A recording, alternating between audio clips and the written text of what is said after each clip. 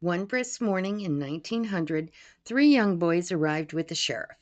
They were to be housed at the poor farm until their mother was released from the hospital and a home could be secured.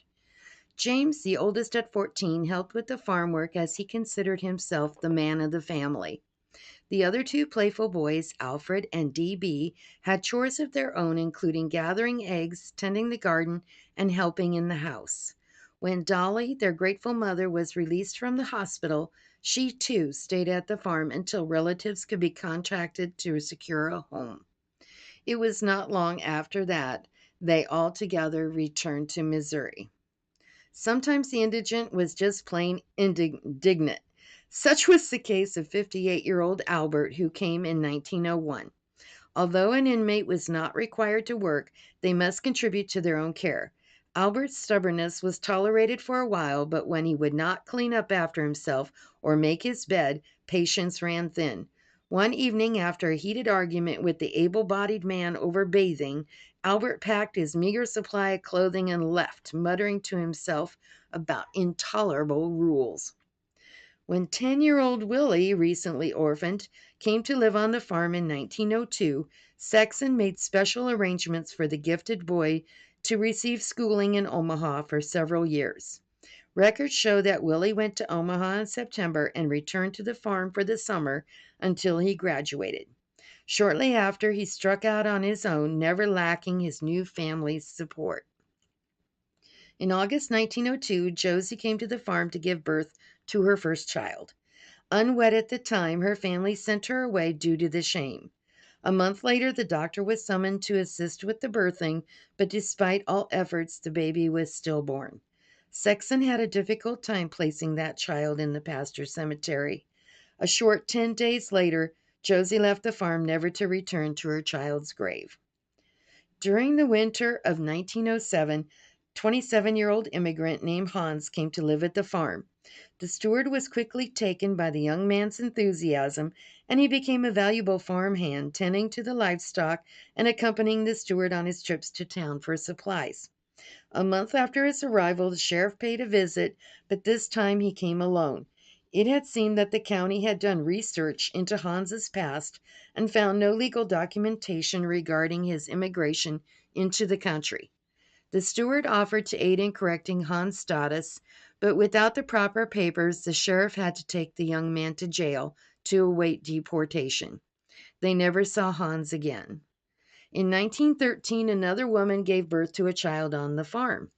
Anna had been sent to this country by her family in Czechoslovakia to wed a prosperous American man and possibly arrange passage for the rest of her family in the future. Ill prepared and unable to speak English, she arrived to her new country in 1910. She met and married a hotel owner who used her beauty and kindness to grow his business. He was enraged when she became pregnant and beat her so she might lose the baby. When this failed, he tossed her out into the street, and Anna eventually found her way to the poor farm. Her story touched the heart of the steward and his family, and they spent many hours teaching her English. Anna gave birth to baby Francis in the spring.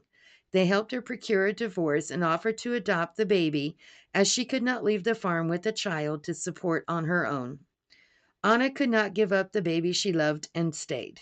Sexton hired some brothers from a nearby town to help with the harvest that fall, and Jerry fell in love with Anna at first sight. They wed in 1914 when Francis was 8 months old, and Jerry claimed the child as his own. They bought a farm in another county and went on to have 5 more children. 31-year-old Alvis arrived in 1915 on the back of a wagon from the hospital. He had sustained a severe injury to his back, rendering him crippled, and with no means to pay the hospital bill, was brought to the poor farm to recover. Alvis was in great pain, and the stewardess did her best to make him comfortable. Relatives in Missouri had already been notified, but time was needed for them to arrange passage home. A month of healing had eased his discomfort, and when the ticket arrived, he was fit for travel. The steward and stewardess took him to the train station personally to get him safely started on his journey home. When Ogar took position of steward, he was disgusted to learn that one of the inmates, an older man by the name of Fred, was actually living in a small shed on the homestead instead of the main house. He had originally come to the farm in 1921 at the age of 78, but stayed only 8 months before leaving. Returning a month later, still suffering from senility and unable to care for himself, he had also developed a sore on his leg which would not heal. The county doctor, unsure if the cancer could not be contagious, recommended the patient be quarantined. The steward wanted the man close to the house for care and repurposed an old shed by the ice house for his new quarters.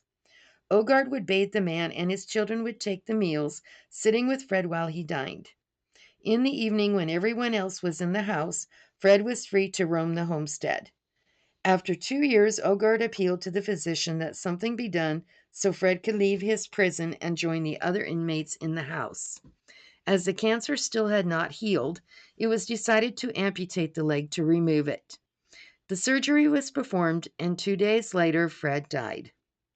Medicine was not as advanced as it is today, and one could only wonder if the cancer sore was indeed the result of diabetes and the surgery created a diabetic shock. Fred's body was claimed by his family and buried in the city cemetery.